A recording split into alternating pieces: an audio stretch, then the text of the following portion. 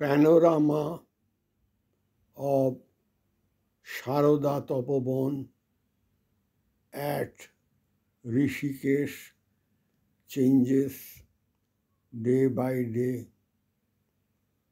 month by month, year by year. A magnificent location for spending the meditative spirituality in the guidance of Ramakrishna order.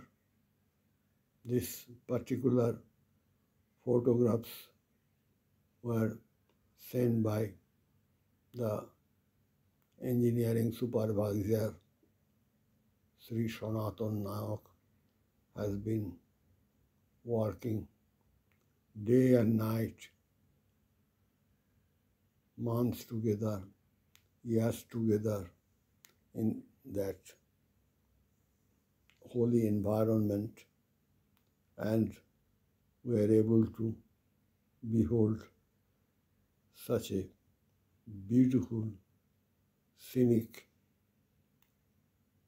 upcoming of the Ramakrishna environment in the Sharada Tapoban of Rishikesh.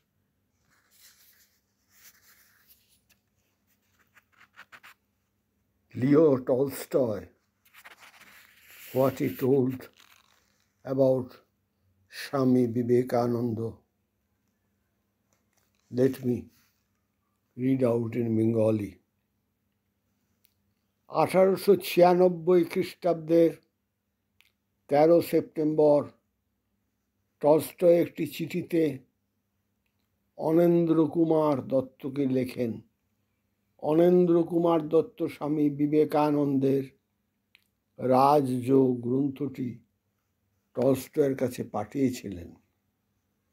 আপনার পাঠানো চিঠি ও বইটি পেয়েছি, এজন্য অনেক ধন্যবাদ।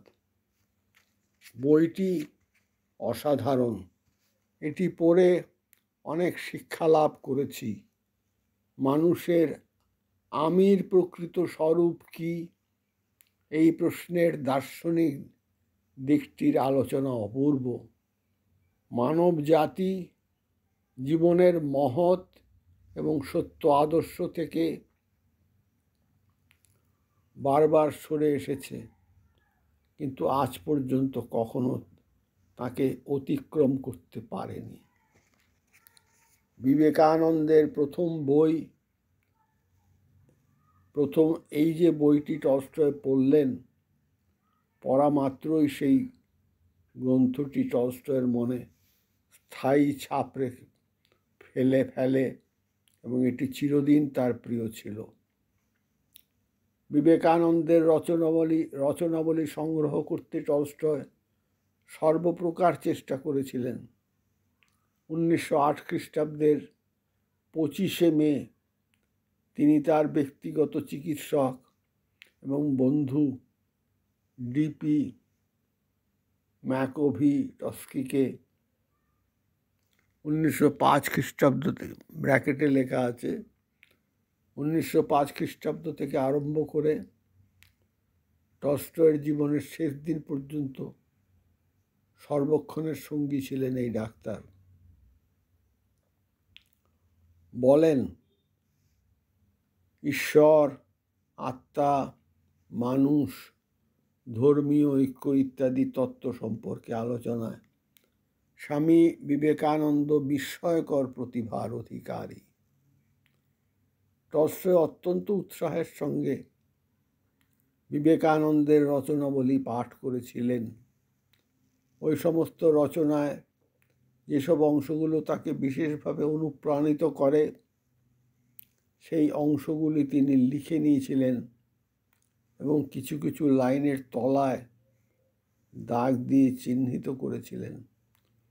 দুর্ভাগ্যবশত বইগুলি যতদূর জানা যায় খুঁজে পাওয়া যায়নি।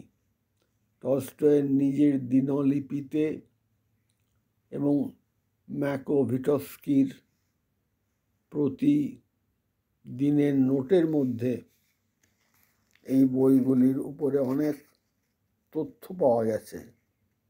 1908 খ্রিস্টাব্দের 5 জুন টলস্টয় ম্যাকোভিটিসকে বলেন, আজ সকাল 6টা থেকে আমি বিবেকানন্দের কথা ভাবছি। গতকাল সারাদিন বিবেকানন্দের গ্রন্থ পড়েছি। সেখানে অন্যায় প্রতিরোধ, হিংসা, আশ্রয়ের যৌক্তিকতা, সেখানে অন্যায় প্রতিরোধে হিংসা আশ্রয়ের যৌক্তিকতা সম্পর্কে একটা অধ্যায় আছে। এটি অত্যন্ত প্রতিভাদীপ্ত রচনা। 1908 খ্রিস্টাব্দের 26শে জুন ডিপি ম্যাকোভিটিস্কি তার ডায়েরিতে লিখেছেন, গতকাল টলস্টয় স্বামী বিবেকানন্দের রচনাবলীর 3টি খণ্ডের মধ্যে একটি খণ্ড সঙ্গে নিয়ে হলে এসেছিলেন। তিনি বললেন, অসাধারণ বই, বারবার পড়ার মতো অনেক ভালো ভাব এই বইটিতে রয়েছে। টলস্টয়ের ডায়েরিতে লিখিত 1908 খ্রিস্টাব্দের 26শে জুনের একটি অংশ থেকে উদ্ধৃতি, তুমির মধ্যে আমি যে সম্পূর্ণ লোপ পেতে পারে, বিবেকানন্দ যেমন বলেছেন, এই প্রথম অনুভব করলাম সেটি সম্ভব। এই প্রথম অনুভব করলাম ত্যাগের যৌক্তিকতার দিকটি।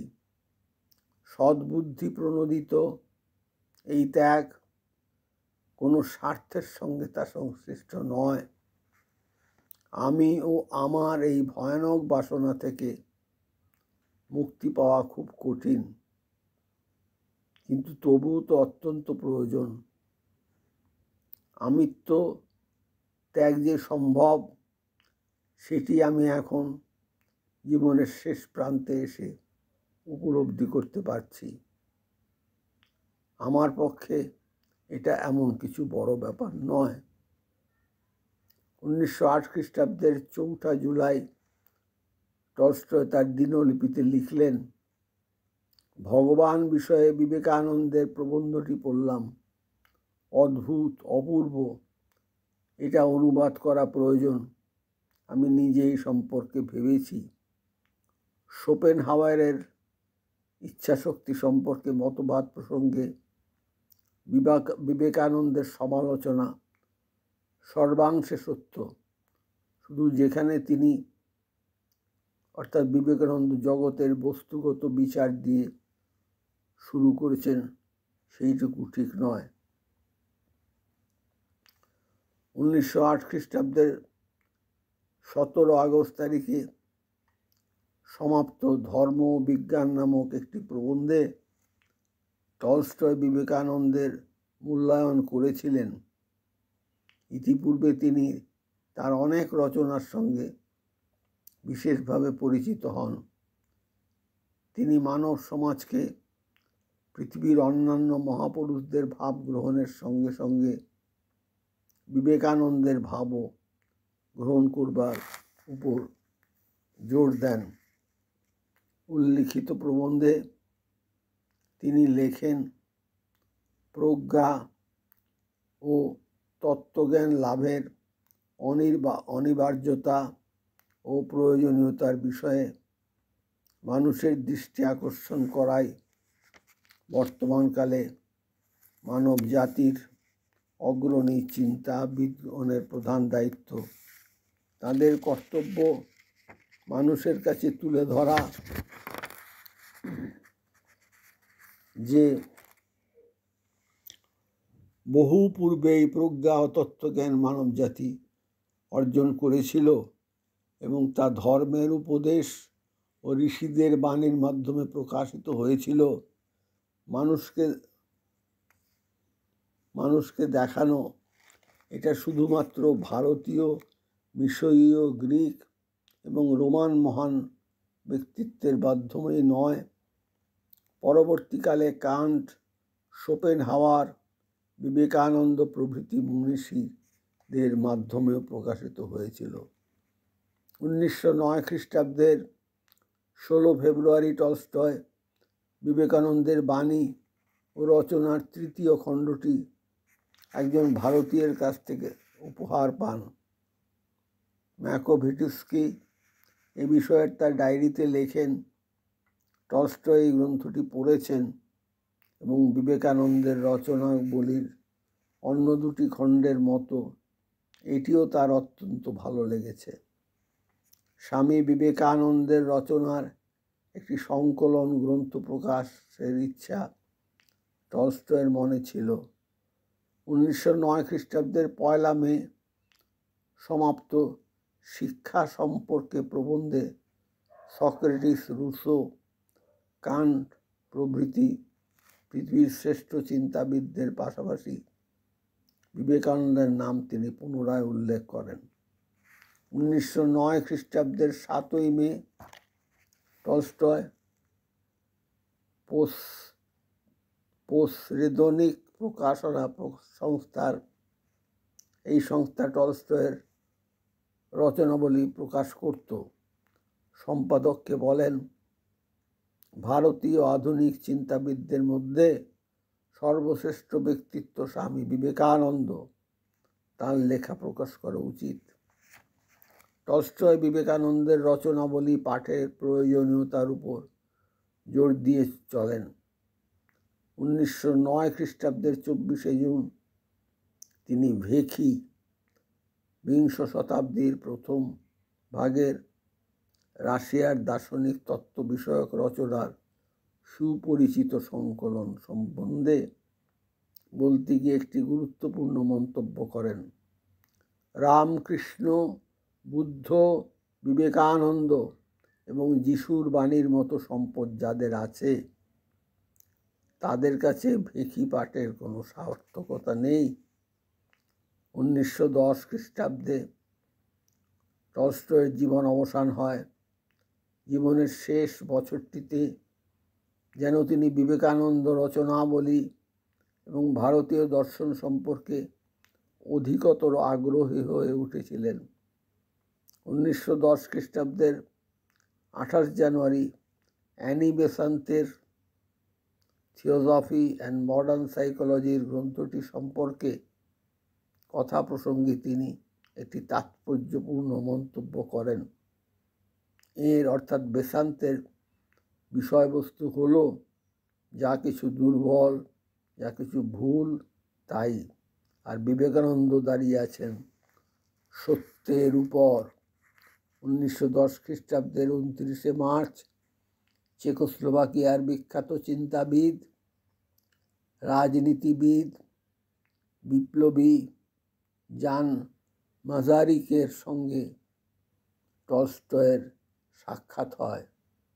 টলস্টয় মাজারিককে বলেছিলেন, বর্তমান ভারতের সর্বশ্রেষ্ঠ দার্শনিক হলেন স্বামী বিবেকানন্দ।